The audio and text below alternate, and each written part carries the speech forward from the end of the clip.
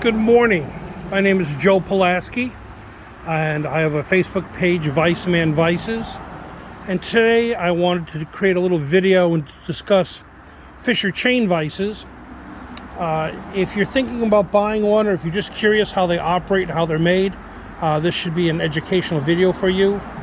So that if you go to purchase one, you kind of know what to look for. First of all, Fisher manufactured these starting in 1852 to about 1874 in this style. And then after 1874, they suspended production and made a number of production changes, and they made them, I believe, until the early 1900s. So what I wanted to do is discuss this particular one and how to differentiate between the models, what to look for if you're purchasing, and that sort of thing. So first of all, my Fisher chain vise is a model number 3, and best of all, it is serial number 6.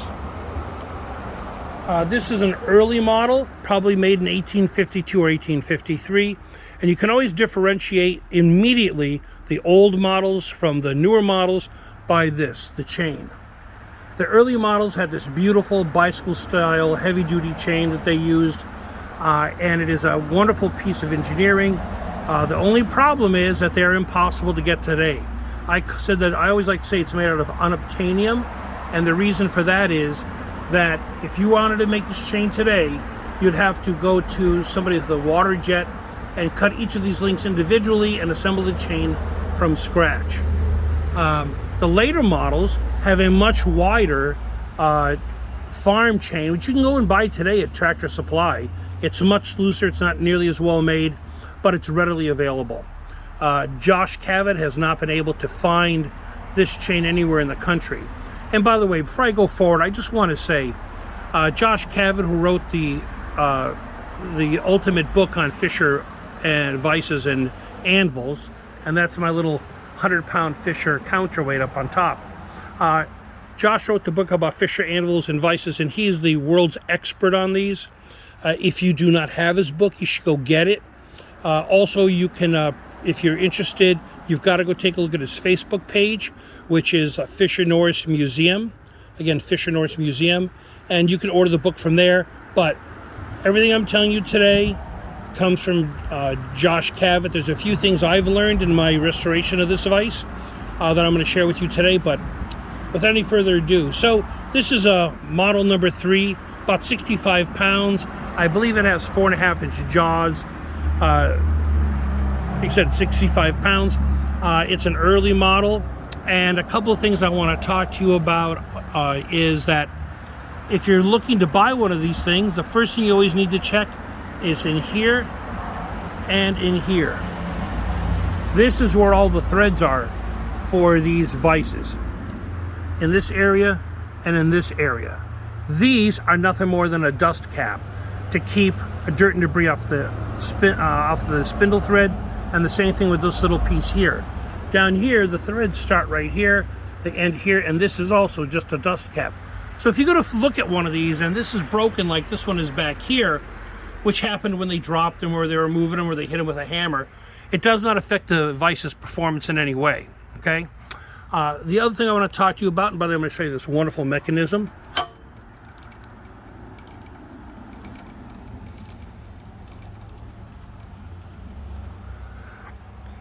Are the spindle threads. Now, what happens with these vices, and this is one of their great weaknesses, is with this is of course 1853 production. This is a very old vise, about 160 years old. What happens is debris falls in here.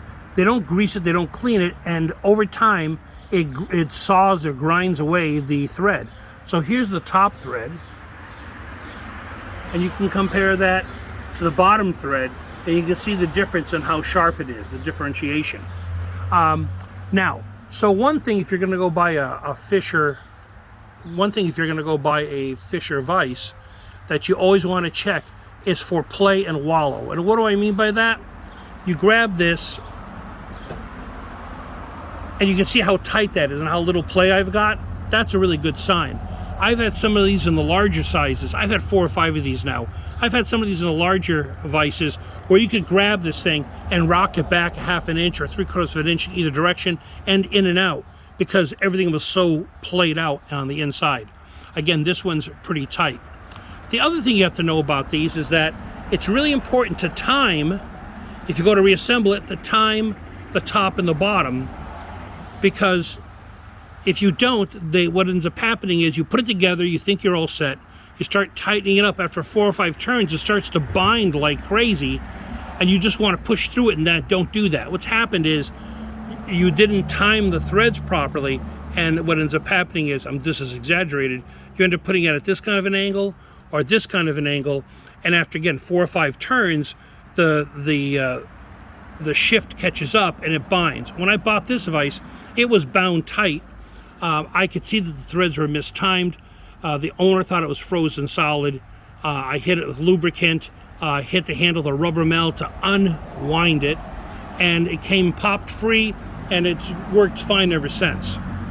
If you go to reassemble these, what you always have to make sure is that you catch these first 2 threads at the bottom here, and then this one, and lay it on its side and just open it and shut it to make sure it doesn't bind. But you have no idea how many times I've seen that damage. Now, the other interesting thing about this vise is, if you ever go to take it completely apart and take the chain off, let's say you have a later model, you need to look for these. These are timing marks. I've got them top and bottom. I guarantee there's a corresponding dot on this piece here, so that when you're going to put the chain on it, they're timed properly top to bottom. Of course, when you reassemble it, you got to make sure you reassemble it properly, but I thought this was a pretty cool thing to find on this particular model. Another thing I have to point out is this broken piece here. In talking to Josh Cavett, he has 7 of these number 3s, and of the 7, 3 are intact. The rest of them are missing this. This was a design flaw. It was poorly cast. They broke all the time. Some people have said, oh, gee, they probably broke them off because they didn't work too well or they bound up. That's possible. In mine here, somebody has added, or the factory, we're not sure which, has a piece of bronze sitting in the bottom of the slide for the cast piece that came through. But so often, these are broken and missing. So we talked about the timing marks. We talked about the slide. By the way, this operates just beautifully without that slide in it.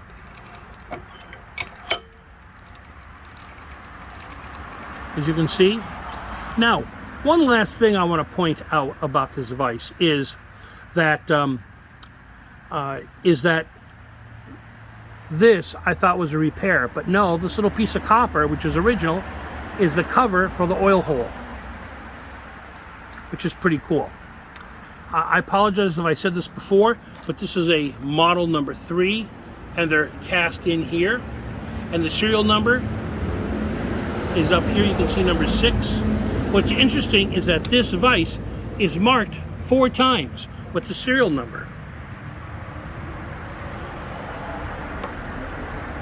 There's the second mark there.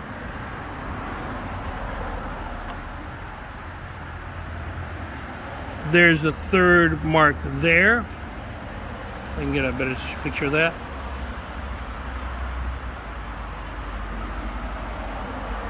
And the last mark is up here on the back of the vise. So I guess it's like matching the engine to the car, right? Or the transmission to the car. This is unmolested. It's a number 3, a serial number 6. So that's it. Like I said, 4.5-inch jaws, weighs 65 pounds. A very different vise from the ones they made 20 or 30 years later. I really like this one. It's very usable. And just so you know, this is the setup I built for it for now. The problem you have with this, having it out this far, is it's really unbalanced. So I've got this nice 100-pound Fisher anvil from the 1890s as my counterweight. If I'm going to mount it to this stand permanently, this old Stanley stand, as you can see here, what I'm going to end up having to do is to cut a hole for the lower spindle thread to come through here, and I can move this entire unit so it butts up against the body of the stand, which will help with its offset.